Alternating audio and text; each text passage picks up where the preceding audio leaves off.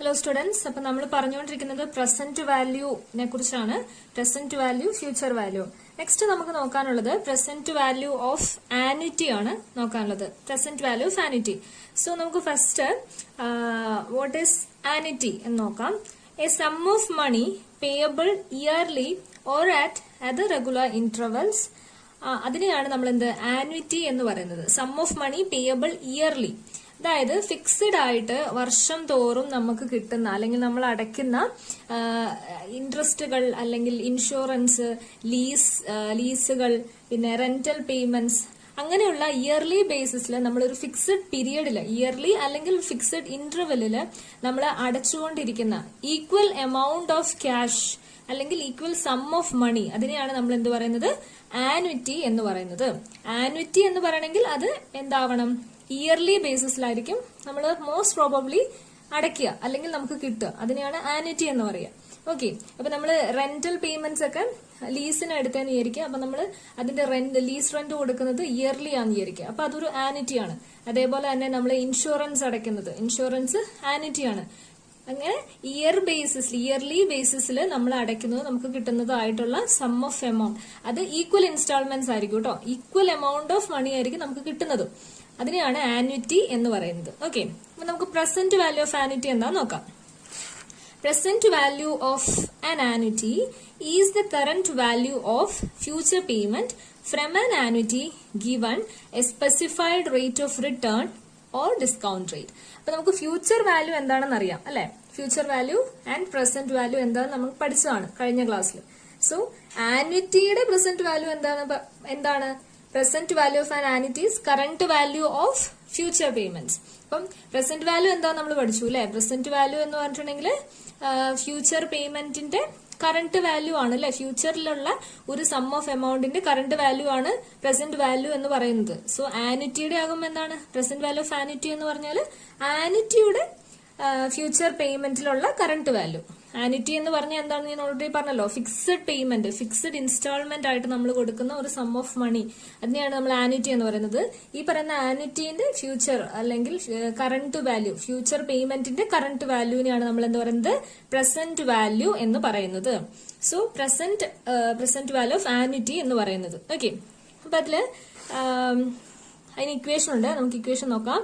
If cash flow values remains the same throughout the n periods. അപ്പൊ നമ്മൾ പറഞ്ഞു annuity എന്ന് പറഞ്ഞിട്ടുണ്ടെങ്കിൽ എന്താണ്, ക്യാഷ് പേയ്മെന്റ് ഈക്വൽ ആയിരിക്കണം, ഈക്വൽ ആണ്, ഈക്വൽ ഇന്റർവെല്ലിലേക്ക് ഈക്വൽ ഇൻസ്റ്റാൾമെന്റ് ഓഫ് ക്യാഷ് ആണ്. ഇപ്പൊ 10,000 രൂപ, ഫോർ എക്സാമ്പിൾ 10,000 രൂപ വെച്ച് നിങ്ങൾക്ക് എല്ലാ വർഷവും ക്യാഷ് ഫ്ലോ അല്ലെങ്കിൽ ക്യാഷ് ഇൻഫ്ലോ ആയിട്ട് കിട്ടുവാന്ന് വിചാരിക്കും. അപ്പൊ നമുക്ക് അതിനൊരു ആന്വിറ്റി എന്ന് പറയാം. ഇയർലി ബേസിസിലാണ് നിങ്ങൾക്ക് കിട്ടുന്നത്. ആൻഡ് 10,000 എന്നുള്ള ഒരു എമൗണ്ട് എന്താണ്, അവിടെ ഫിക്സ്ഡും ആണ്. അപ്പൊ നമുക്ക് എന്ത് പറയാം, അതൊരു ആന്വിറ്റി ആണെന്ന് പറയാം. അങ്ങനെ കിട്ടുവാണെങ്കിൽ ആന്വിറ്റി എങ്ങനെ, പ്രസന്റ് വാല്യൂ ഓഫ് ആന്വിറ്റി എങ്ങനെ കണ്ടുപിടിക്കാന്നാണ് പറയുന്നത്. Present value of annuity is equal to A by I into 1 minus 1 by 1 plus I all raised to n. ഇതാണ് നമ്മുടെ പ്രസന്റ് വാല്യൂ ഓഫ് ആന്വിറ്റി കണ്ടുപിടിക്കാനുള്ള ഇക്വേഷൻ. അപ്പൊ ഞാൻ ഒന്നുകൂടി പറയാം.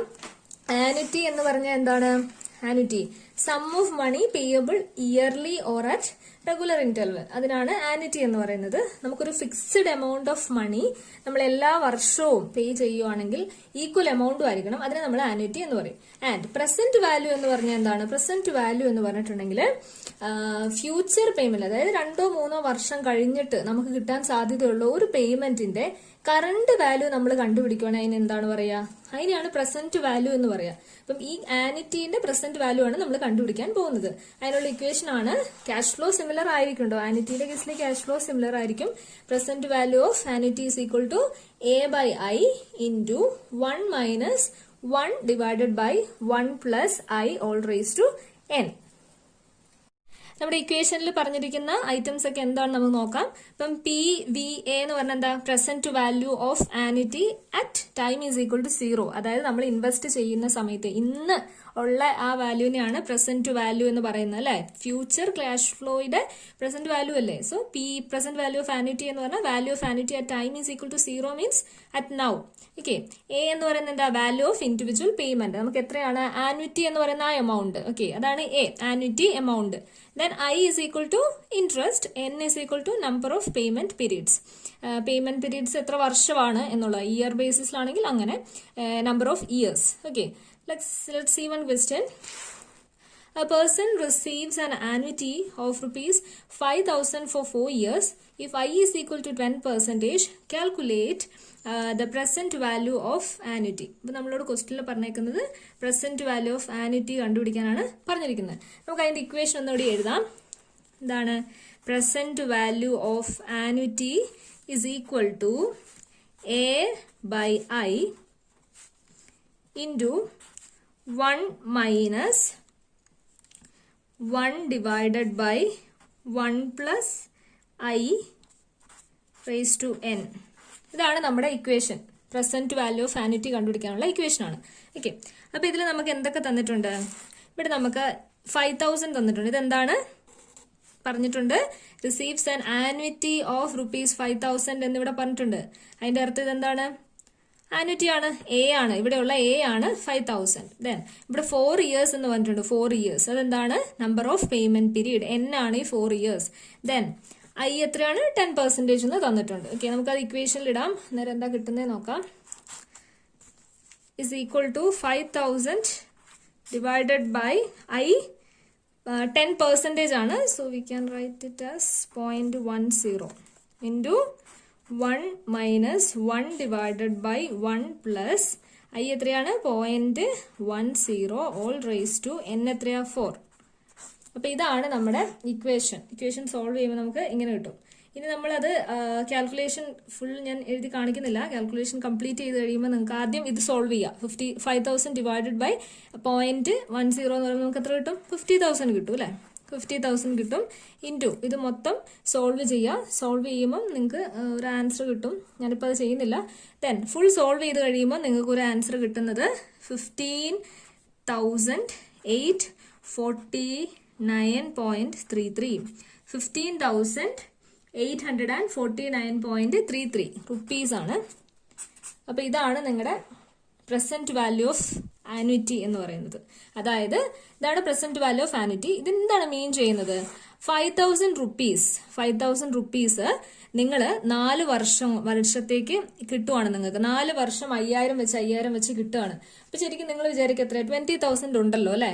ശരിക്കും 5,000 into 4 20,000 നിങ്ങൾക്ക് കിട്ടണം. പക്ഷേ നമ്മൾ പ്രസന്റ് വാല്യൂ ആണ് കണ്ടുപിടിക്കുന്നത്. That means we are doing discounting. നമ്മൾ ഡിസ്കൗണ്ടിങ് ആണ് ചെയ്യുന്നത്. അപ്പൊ നിങ്ങൾക്ക് എത്രയേ ശരിക്കും കിട്ടുള്ളൂ? 15,849.33. അതായത് 4 വർഷത്തിന് ശേഷം നിങ്ങൾക്ക് 20,000 കിട്ടിയിട്ടുണ്ടെങ്കിൽ അതിന് 15,849.33 രൂപയുടെ മൂല്യമേ ഉള്ളൂ. അതാണ് പ്രസന്റ് വാല്യൂ എന്ന് പറഞ്ഞാല്. Okay, next one present value of growing annuity. അപ്പൊ നമ്മൾ പ്രസന്റ് വാല്യൂ ഓഫ് ആന്യൂറ്റി എന്താണെന്ന് പഠിച്ചു. ഇനി ഗ്രോയിങ് ആണെങ്കിൽ എങ്ങനെ വരും എന്ന എന്ത് ചേഞ്ച് ആണ് നമ്മുടെ ഇക്വേഷനിൽ വരിക എന്നാണ് നോക്കുന്നത്. അപ്പൊ അവിടെ എന്ത് മാത്രമേ ഡിഫറൻറ്റ് വരുന്നുള്ളൂ? ഒരു ജി എന്ന് പറയുന്ന ഒരു എലമെന്റ് മാത്രമേ ഡിഫറൻസ് വരുന്നുള്ളൂ. അപ്പൊ ക്യാഷ് ഫ്ലോസ് ഇപ്പൊ ജി എന്താ? ഗ്രോത്ത് ആണ്. ഇവിടെ ഗ്രോയിങ് ആന്യൂറ്റി ആണ്. അപ്പൊ ഗ്രോത്ത് ഉണ്ട് അല്ലെ? ഗ്രോത്ത് ഉള്ളത് കൊണ്ട് തന്നെ cash flows grows by I plus G. This is I plus G എന്ന് പറയുന്ന ഒരു ഫാക്ടർ അവിടെ അധികമായിട്ട് വരുന്നു. വേറെ ഇക്വേഷനിൽ മാറ്റങ്ങളൊന്നും വരുന്നില്ല.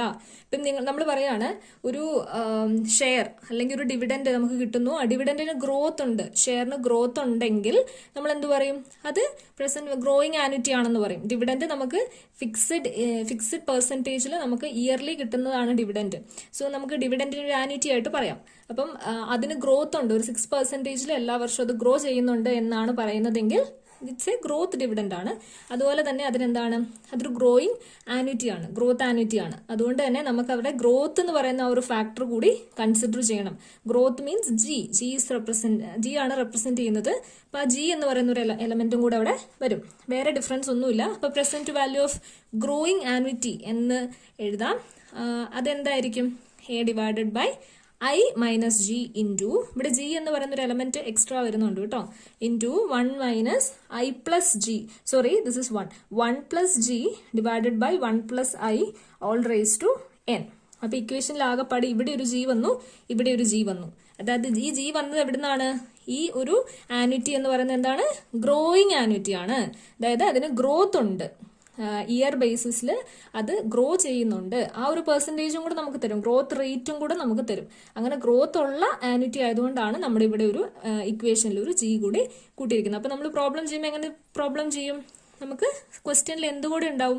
ആ ഒരു ഗ്രോത്ത് പെർസെൻറ്റേജും കൂടെ തന്നിട്ടുണ്ടാവും. ആ ഗ്രോത്ത് പെർസെൻറ്റേജ് നമ്മൾ ഈ ജി എന്ന പ്ലേസിൽ ഇട്ട് കൊടുത്താൽ മാത്രം മതി. വേറെ ഒരു ഡിഫറൻസും ഇതിന്റെ കാൽക്കുലേഷനിൽ ഇല്ല. Next topic is present value of perpetuity.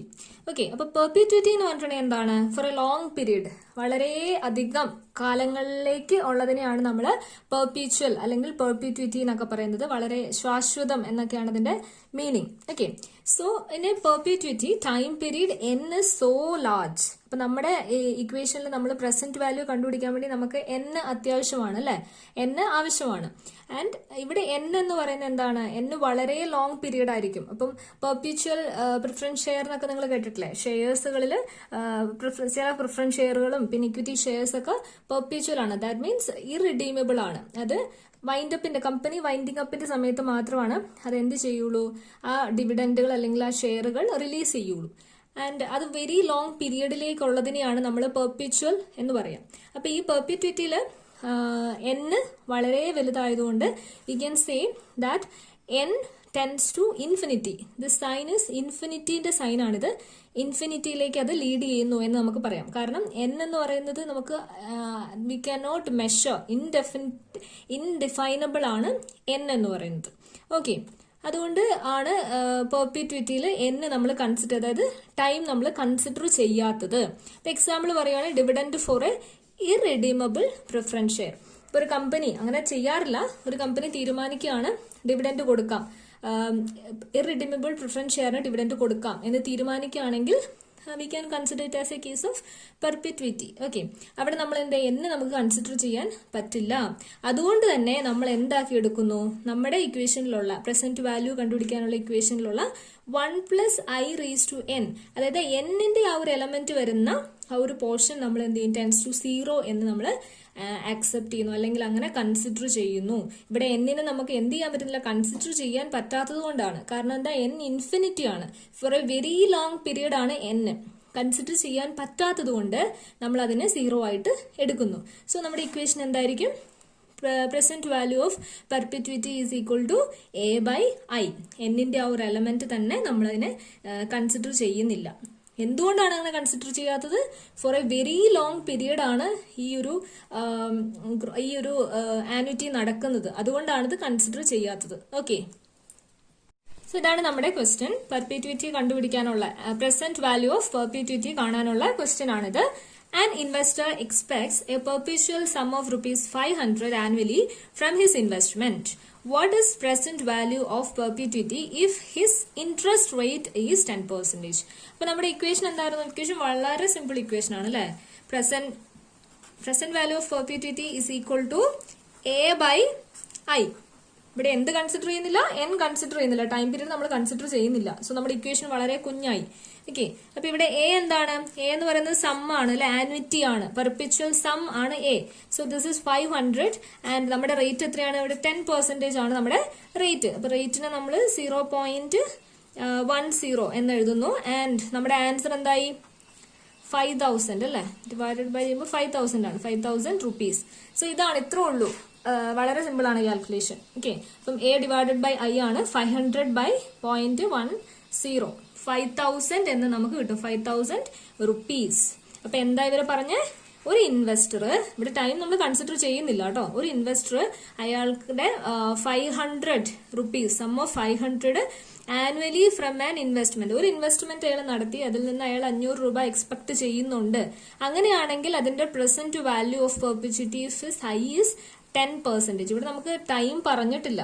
Okay, time നമ്മൾ കൺസിഡർ ചെയ്യുന്നില്ല, പറഞ്ഞിട്ടില്ല എന്നല്ല, ടൈം കൺസിഡർ ചെയ്യുന്നില്ല. പെർപെച്വൽ കേസസിൽ time is not at all considered.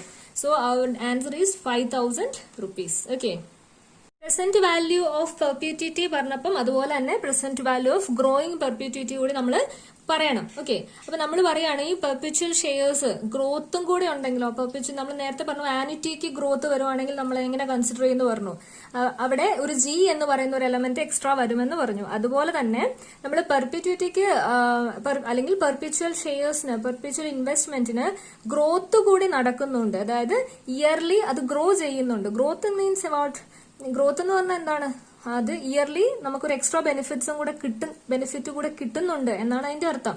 അങ്ങനെ ഗ്രോത്ത് കൂടി ഉണ്ടെങ്കിൽ, ഗ്രോത്ത് എലമെന്റും കൂടെ നമ്മളിവിടെ കൺസിഡർ ചെയ്യുന്നുണ്ടെങ്കിൽ നമ്മൾ അവിടെ ഒരു ജി എന്ന് പറയുന്ന ഒരു ഫാക്ടർ അവിടെ ഉണ്ട്. When perpetual annuity gross at A fixed rate G means growth rate. അങ്ങനെയാണെങ്കിൽ നമ്മുടെ ഇക്വേഷനിൽ ഒരു ജി എന്ന് പറയുന്ന ഒരു എലമെന്റ് കൂടി വരും.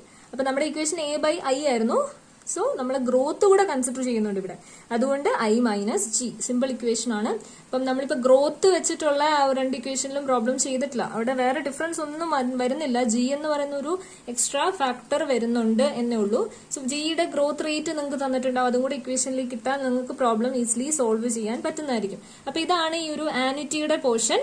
അപ്പം ഇത് വളരെ സിമ്പിൾ ആണ്. ഇക്വേഷൻസ് മാത്രം ജസ്റ്റ് ഒന്ന് പഠിച്ചു വെക്കുക. ദെൻ എന്താണ് ഗ്രോത്ത് വരുമ്പോൾ ഉള്ള ഡിഫറൻസും കൂടെ ഒന്ന് നോട്ടീസ് ചെയ്ത് വെക്കുക.